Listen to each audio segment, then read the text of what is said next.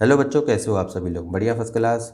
तो बेटा आज की इस वीडियो में जो है ना, जैसा कि आप देख ही रहे हो, इंग्लिश ग्रामर का मैंने एक बिल्कुल बेसिक टॉपिक लिया है, सेंटेंस एंड इट्स पार्ट्स। ठीक है ना? तो आज की इस वीडियो में जो है ना, इसको हम कवर करने वाले हैं। बिल्कुल बेसिक ग्रामर है। मैंने सोचा कि मैथ की वीडियो तो आप लोगों के लिए मैं बनाता ही रहता हूँ, क्यों ना बच्चों को इंग्लिश में भी कुछ सिखाया जाए। ठीक है ना? तो बिल्कुल बेटा स्टेप बाय स्टेप हम चलेंगे एक एक पार्ट्स को। जैसे आज का पहला जो पार्ट हमारा वो सेंटेंस एंड इट्स पार्ट्स पे होने वाला है। इसके बाद जो भी बेसिक ग्रामर के जो भी टॉपिक हमारे आते रहेंगे, जैसे कि पार्ट्स ऑफ स्पीच में जो सारे 8 पार्ट ऑफ स्पीच होते हैं हमारे, नाउन, प्रोनाउन, ठीक है, एडजेक्टिव, एडवर्ब, इस तरह की जो चीज़ें हैं उनको भी हम कवर कराएंगे। नाउन की तो वैसे भी मैंने एक सेपरेट वीडियो बना रखी है बेटा, ठीक है ना, और उसको लिंक मैंने डिस्क्रिप्शन में दे रखा है। अगर आप चाहो तो नाउन को देख सकते हो कि नाउन होता क्या है, ठीक है, उसके क्या क्या काइंड्स होते हैं। तो हम बिल्कुल, मैंने सोचा है कि चलो भी बच्चों को सेपरेट सेपरेट जो है ना टॉपिक पे, इंग्लिश ग्रामर पे, ताकि बच्चे जो सीखें इसको नॉलेज लें अच्छी तरह से। ठीक है, फिर आगे जो है थोड़े से फंक्शनल ग्रामर जो होती है हमारी, जैसे टेंस है, वॉइस है, नरेशन है, मोडाल्स है, इनकी भी हम सेपरेट सेपरेट जो है ना टाइम टू टाइम वीडियो में इस चैनल पे डालता रहूँगा। ठीक है ना? तो बस आप इसको देखिए, अच्छी तरह से समझिए, ठीक है, और इस परिवार का हिस्सा भी बनिए। ठीक है, वीडियो देखिए, वीडियो पसंद आती है तो बेटा लाइक करो, चैनल को सब्सक्राइब करो। ठीक है ना? तो चलिए इंग्लिश ग्रामर का ये जो हमारा बेसिक सा टॉपिक है, सेंटेंस एंड इट्स पार्ट, इसको हम शुरू करते हैं। तो सबसे पहले तो देखो बेटा, सेंटेंस, सबसे पहले तो हमें यही देखना भाई, सेंटेंस लिखा है, सेंटेंस मीन्स यानी कि वाक्य। सेंटेंस एक्चुअल में होता क्या है? तो सेंटेंस होता है, a sentence is a group of words, यानी कि सेंटेंस जो होता है शब्दों का समूह होता है, put together in a certain order. जब इन्हीं शब्दों को, इन्हीं वर्ड्स को जब हम एक ऑर्डर की फॉर्म में लिख देते हैं और उसका एक कंप्लीट सेंस निकले, उसी को हम सेंटेंस कहते हैं। बात समझ में आई आपको? ठीक है ना? तो जैसे यहाँ पर मैंने कुछ सेंटेंस यहाँ पर लिखे हैं, जैसे देखो आप, आई हैव अ कार। ठीक है, तो यहाँ पर देखोगे आप, 1 2 3 ये हमारे शब्द हैं। Ram is a good boy, she is hungry, इसी तरीके से he does not go to the market, he has completed his work. इस तरह से तमाम आप सेंटेंस इस तरह से बना सकते हो। तो बस याद आपको क्या रखना है, सेंटेंस होता क्या है? A sentence is a group of words, ठीक है, put together in a certain order giving complete sense, जिसकी एक सेंस निकलती हो। जैसे अब वर्ड है, वर्ड को अगर आप ऑर्डर फॉर्म में सही तरह से लिखोगे और उसकी सेंस निकलती हो, उसी को हम वाक्य कहते हैं। ऐसे नहीं कि कोई सा भी उल्टा सीधा। अब जैसे आप देख रहे हो, ये वर्ड, ये जो वर्ड लिखे हुए हैं, इनको मैं उल्टा सीधा कर दूं तो इसकी कोई सेंस ही नहीं निकलेगी। तो कहने का मतलब जरूरी नहीं है कि भाई वर्ड का ग्रुप ही जो है वो सेंटेंस कहलाता है ना। वर्ड का ग्रुप और साथ में जो है उसको इस तरह से रखा गया हो ताकि जो उसकी कंप्लीट सेंस निकले, उसका कोई अर्थ निकले, उसी को हम वाक्य कहते हैं। ये तो बात आपको अच्छी तरह से समझ में आ गई होगी। ठीक है ना? अब बात आती है बेटा कि ये जो सेंटेंस है, तो सेंटेंस के क्या क्या पार्ट्स होते हैं, यानी कि वाक्य के कौन कौन से भाग होते हैं, यानी कि पार्ट्स ऑफ सेंटेंस क्या क्या होते हैं। तो बेटा आप देखोगे कि सेंटेंस के ना हमारे 2 पार्ट्स होते हैं। ये बात आपको याद रखनी है। ठीक है जी, 2 पार्ट्स होते हैं सेंटेंस के। तो कौन कौन सा होता है? तो सबसे पहले आप देखोगे हमारा होता है, एक तो होता है सब्जेक्ट। ठीक है, सब्जेक्ट को अगर हम हिंदी में कहें ना बेटा, तो ये होता है उद्देश्य। सब्जेक्ट का मतलब उद्देश्य। और दूसरा जो इसका पार्ट होता है वो होता है हमारा प्रीडिकेट। ठीक है, तो प्रेडिकेट यानी कि जिसको हम कहते हैं विधेय। ठीक है, हिंदी में भी समझते रहो ताकि हिंदी वाले बच्चों को भी अच्छी तरह से समझ में आए। तो सेंटेंस के 2 भाग होते हैं बेटा, 2 पार्ट्स होते हैं। एक होता है सब्जेक्ट और दूसरा होता है प्रेडिकेट। ठीक है, एग्जाम्पल के तौर पे देखो, अगर मैं कुछ सेंटेंस यहाँ पर लिखता हूँ, जैसे मैंने कहा बेटा, ही प्लेज क्रिकेट। ठीक है, इसी तरीके से मान लो दूसरा सेंटेंस मैंने लिखा, she is reading the book, या फिर मैं कहूँ कि these books are not new. इसी तरीके से कई सेंटेंस में बना सकता हूँ। जैसे मैंने कहा कि भाई Tagore was a great poet. ठीक है, अब इसी तरीके से देखो मैंने ये सेंटेंस बनाए। अब इसमें आप देखो, सब्जेक्ट जो होता है ना वाक्य में, हमेशा याद रखना बेटा कि वो शुरू में ही होता है। आपको ये बात ध्यान रखनी है अच्छे से। ठीक है, सब्जेक्ट जो होता है क्या होता है, यानी कि शुरू में होता है। तो ही प्लेज क्रिकेट में आप देखोगे ये जो ही लगा हुआ है ना, ये आपका सब्जेक्ट कहलाता है। ठीक है ना? तो ये हमारे देखो, जैसे सी है, दीज बुक्स देख रहे हो आप, तो ये सब्जेक्ट है, इधर आप देख रहे हो तो ये सब्जेक्ट है, तो इधर का ये सारा सब्जेक्ट होता है और ये जो हिस्सा दिख रहा है सब्जेक्ट को छोड़ के बाकी जितना भी है, ये जो पार्ट आपको दिख रहा है, ये सारा का सारा हमारा प्रीडिकेट होता है। बात समझ में आई आपको अच्छी तरह से, ठीक है ना।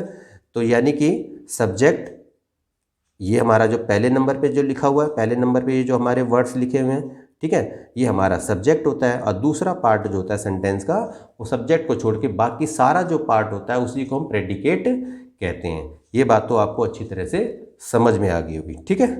अब देखो बेटा, सब्जेक्ट जो होता है आपका, जैसे कि सब्जेक्ट क्या मतलब, यानी कि the subject consist of the word या words about which something is said, ठीक है ना। सब्जेक्ट का मतलब क्या, यानी कि सब्जेक्ट में यानी कि जिसके विषय में कुछ कहा जाता है, ठीक है ना, वाक्य में जिसके बारे में कुछ कहा जाता है या तो उसी को हम सब्जेक्ट कहते हैं, ठीक है ना। तो जैसे कि एग्जाम्पल के तौर पे मैंने आपको कई बताए थे, जैसे सब्जेक्ट अगर मैं ये कहूँ कि जैसे Ram is a good boy, ठीक है। अब आपने देखा ये एक सेंटेंस है, अब इस सेंटेंस में आपने देखा जो शुरू में होता है ना, इसी को हम सब्जेक्ट कहते हैं। तो आप इस सेंटेंस में देख रहे हो तो राम के बारे में ही बताया जा रहा है कि राम एक अच्छा विद्यार्थी, राम एक अच्छा लड़का है, ठीक है ना। तो यहाँ पर राम के बारे में बताया जा रहा है। यदि अगर मान लो मैं लिखूँ कि एक sentence she writes a letter, ठीक है, तो आपने देखा ये जो सेंटेंस है तो इसमें जो है लेटर लिखने का काम कौन कर रहा है, शी, यानी कि उसके बारे में बताया जा रहा है कि वो पत्र लिखती है, कहने का मतलब। तो सब्जेक्ट का मतलब यही समझ लो आप एक तरह से कि जिसके विषय में कुछ कहा जाता है उसी को हम सब्जेक्ट कहते हैं, ठीक है ना। और ये भी बात याद रखना बेटा कि ना सेंटेंस के अंदर जो सब्जेक्ट होता है ना, सब्जेक्ट ध्यान रखना, बेसिक बेसिक चीज़ें याद रखो। अगर मान लो सेंटेंस के अंदर जो सब्जेक्ट होता है ना, या तो बेटा वो नाउन होगा या फिर वो प्रोनाउन होगा, ठीक है ना। अब जैसे देखो यहाँ पर मैंने राम लिखा तो राम क्या है, ये नाउन है, और यहाँ पर आप सी देख रहे हो, यहाँ पर ये प्रोनाउन है, ठीक है ना। ये नाउन प्रोनाउन का बेटा, नाउन की तो मैंने सेपरेट वीडियो बना रखी है, वो तो मैंने कह ही दिया आपको, डिस्क्रिप्शन में मैंने लिंक दे दिया, जाके उसको देख सकते हो। इसी तरीके से जो भी पार्ट्स ऑफ स्पीच होगी ना, सेपरेट सेपरेट वीडियो उसकी मैं बना दूंगा। फिलहाल के लिए आप ये समझो कि सब्जेक्ट जो होता है वो नाउन और प्रोनाउन आपका होता है, ठीक है ना।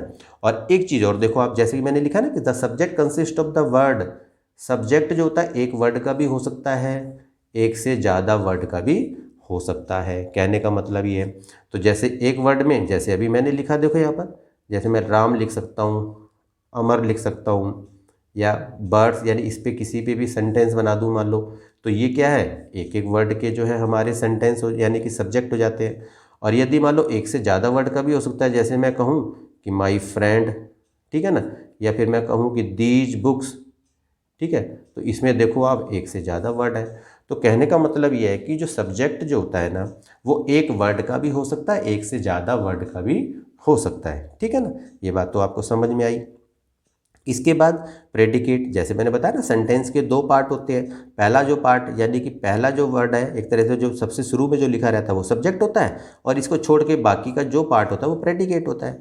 तो प्रेडिकेट में आप देखोगे, यानी कि तो प्रेडिकेट क्या होता है, ठीक है, तो प्रेडिकेट में क्या होता है कि सब्जेक्ट के विषय में जो भी कुछ कहा जाता है, यानी कि कर्ता के विषय में, यानी कि उद्देश्य के विषय में, यानी कि सब्जेक्ट के विषय में जो भी कुछ कहा जाता है उसी को हम प्रेडिकेट कहते हैं। क्लियर होगी बात ये, ठीक है। और ये बात आपको याद रखनी है, जैसे मैंने कहा ना Ram is a good boy, तो गुड बॉय किसके लिए कहा जा रहा है, राम के लिए कहा जा रहा है। तो ये जो पार्ट दिख रहा है आपको, इज ए गुड बॉय, ये सारा का सारा प्रेडिकेट है, ठीक है ना।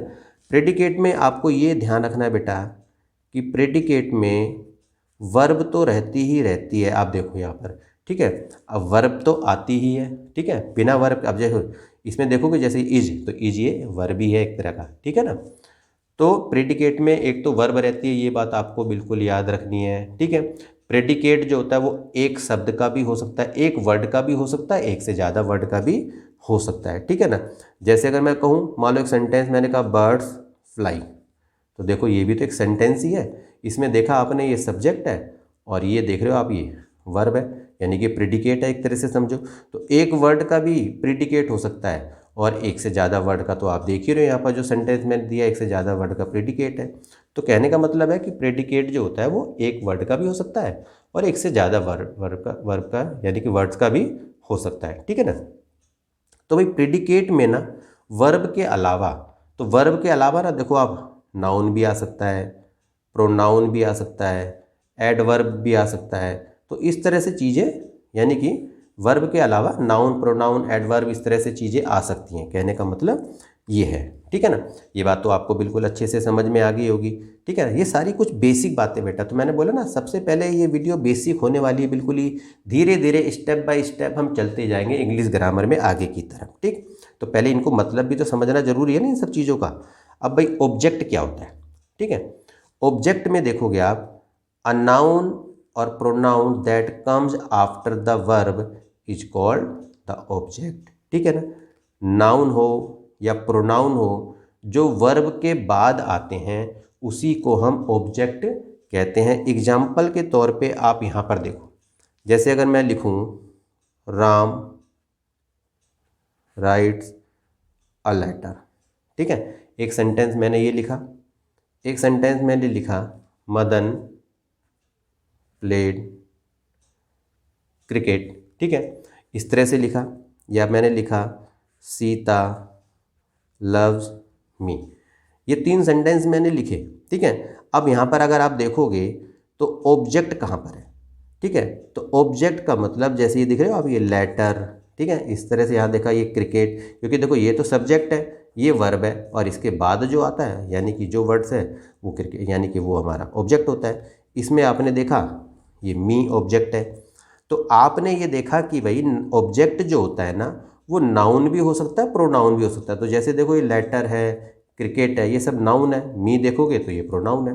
और आप देख रहे हो कि वर्ब के बाद आ रहा है, देखो ये वर्ब है, वर्ब के बाद ऑब्जेक्ट आ रहा है। देखो ये वर्ब है, वर्ब के बाद ऑब्जेक्ट आ रहा है। ये वर्ब है, वर्ब के बाद ऑब्जेक्ट आपका आ रहा है, ठीक है ना। तो ये बात आपको पता चली अच्छी तरह से, ठीक है ना। अब क्या होता है कि ऑब्जेक्ट जो होता है ना बेटा, याद रखना, ऑब्जेक्ट जो होता है वो या तो नाउन होगा या फिर प्रोनाउन होगा। बस ये बात आपको याद रखनी है, ठीक है। ऑब्जेक्ट हमेशा क्या होता है, या तो नाउन होगा या फिर प्रोनाउन होगा। क्लियर होगी बात ये, ठीक है ना। अब मैं आपको बताऊंगा बेटा, ऑब्जेक्ट के बारे में तो आपने जान लिया। अब मैं आपको बताऊंगा कि ऑब्जेक्ट के भी टाइप्स होते हैं। अब देखो बेटा, टाइप्स ऑफ ऑब्जेक्ट, तो यानी कि ऑब्जेक्ट अगर आप देखोगे तो ये भी 2 टाइप के होते हैं, समझे ना। एक होता है भाई डायरेक्ट ऑब्जेक्ट, ठीक है, एक होता है डायरेक्ट ऑब्जेक्ट और दूसरा होता है इनडायरेक्ट ऑब्जेक्ट, ठीक है।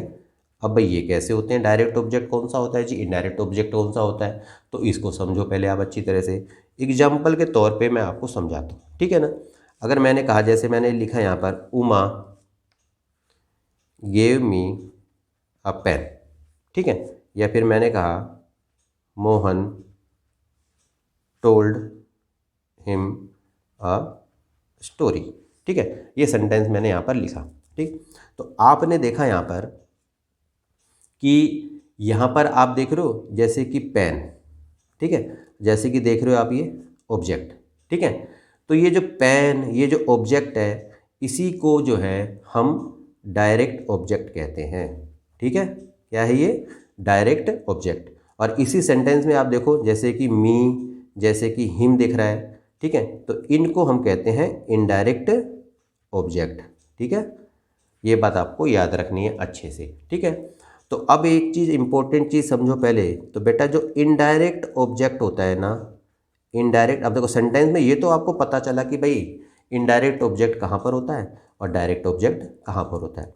तो ये ध्यान रखना कि जब डायरेक्ट ऑब्जेक्ट आ जाए ना, तो उसके पीछे कुछ भी नहीं रहेगा, बस सबसे लास्ट में जो वर्ड लिखे रहते हैं वही आपका डायरेक्ट ऑब्जेक्ट हो जाता है एक तरह से, ठीक है। और उससे पहले जो आपके ये प्रोनाउन दे रखे होते हैं वो इनडायरेक्ट ऑब्जेक्ट कहलाते हैं। तो जो इनडायरेक्ट ऑब्जेक्ट होता है ना बेटा, वो कोई भी जीवित प्राणी होता है, ध्यान रखना, बस ये इंपॉर्टेंट चीज़ है, ठीक है। यानी कि जो इनडायरेक्ट ऑब्जेक्ट होता है वो लिविंग बींग्स होंगे, यानी कि कहने का मतलब ये है, ठीक है। और जो डायरेक्ट ऑब्जेक्ट होता है, डायरेक्ट ऑब्जेक्ट जो होता है वो कोई भी निर्जीव, क्या बोला मैंने, निर्जीव, यानी कि निर्जीव पदार्थ होता है, ठीक है। अब आप देख लो यहाँ पर जो डायरेक्ट ऑब्जेक्ट है, देखो आप पेन, ये निर्जीव है, स्टोरी ये भी तो निर्जीव है। अब ये जो मी देख रहे हो, यहाँ पर जो हिम देख रहे हो, यानी कि ये क्या है, ये जीवित प्राणी के बारे में बात कही गई है, कहने का मतलब ये है, ठीक है ना। तो आपको ये तो बात समझ में आई कि भाई डायरेक्ट ऑब्जेक्ट इनडायरेक्ट ऑब्जेक्ट क्या होता है, ठीक है। अब इसी तरीके से देखो, अगर मान लो मैं कुछ सेंटेंस यहाँ पर लिखूँ, जैसे कुछ एग्जाम्पल के तौर पर, जैसे देखो ये सब्जेक्ट है, यहाँ मैंने लिखा वर्ब, यहाँ मैंने लिख दिया चलो इनडायरेक्ट ऑब्जेक्ट, और यहाँ लास्ट में लिख दिया मैंने डायरेक्ट ऑब्जेक्ट। तो आपको ये ध्यान आ रहा है कि डायरेक्ट ऑब्जेक्ट लास्ट में होता है, ध्यान रखना, और डायरेक्ट ऑब्जेक्ट से पहले इनडायरेक्ट ऑब्जेक्ट होता है। अब एग्जाम्पल के तौर पे देखो, जैसे अगर मैं कहूँ, जैसे मैंने लिखा भाई Mukul gave me a watch. देखो आप, मुकुल क्या है, सब्जेक्ट है, गेव क्या हो गया, ये वर्ब हो गई, ठीक है ना, ये ट्रांजिटिव वर्ब है। बेटा ये वर्ब के बारे में कभी बाद में डिस्कस करेंगे, अभी फिलहाल समझो ये वर्ब है। मी, देखो ये किसी लिविंग बींग्स के बारे में दे रखा है, तो ये इनडायरेक्ट ऑब्जेक्ट है। वॉच, घड़ी, ये तो निर्जीव चीज़ है, तो ये डायरेक्ट ऑब्जेक्ट है, कहने का मतलब है ये, ठीक है। इसी तरीके से देखो, अगर मैं कहूँ रोहन, ठीक है, टुक द बैग डॉग, चलो मान लिया बैग क्या, Rohan took the dog for a walk. देखो आप, तो इसी तरीके से ये सब्जेक्ट हो गया, ये वर्ब हो गया, इनडायरेक्ट ऑब्जेक्ट हो गया, और ये डायरेक्ट ऑब्जेक्ट हो गया। इसी तरीके से अगर मैं बोलूँ, मान लो Ramesh told us a story, तो देखो आप, रमेश क्या हो गया, सब्जेक्ट, टोल्ड हो गया वर्ब, इनडायरेक्ट ऑब्जेक्ट अस हो गया, और स्टोरी जो हमारा वो डायरेक्ट ऑब्जेक्ट हो गया। तो आपको सेंटेंस और उसके टाइप्स यानी कि उसके पार्ट्स के बारे में आपको अच्छी तरह से समझ में आ गया होगा कि भाई सब्जेक्ट होता क्या है, सेंटेंस होता क्या है, ऑब्जेक्ट क्या होता है, सब्जेक्ट क्या है, प्रिडिकेट क्या है, डायरेक्ट ऑब्जेक्ट क्या है, इनडायरेक्ट ऑब्जेक्ट क्या है, वो तमाम बातें जो भी थी, इसकी कुछ बेसिक चीज़ें, वो मैंने सारी बातें आपको बेटा बता दी, ठीक है ना। अब ये वीडियो यदि आपको कैसी लगी वो मुझे कमेंट करके ज़रूर बताना, ठीक है। यदि वीडियो आपको पसंद आई हो तो बेटा इसे लाइक करना, कमेंट करके, जैसा कि मैंने कहा ना, आपको कमेंट करके बताना ये वीडियो कैसी लगी, और एक इम्पोर्टेंट काम क्या है, वो है बेटा चैनल को सब्सक्राइब करना है, ठीक है ना। तो बेटा आज के लिए इतना ही, मिलते हैं फिर किसी नेक्स्ट इंटरेस्टिंग टॉपिक पे, तब तक के लिए ओके।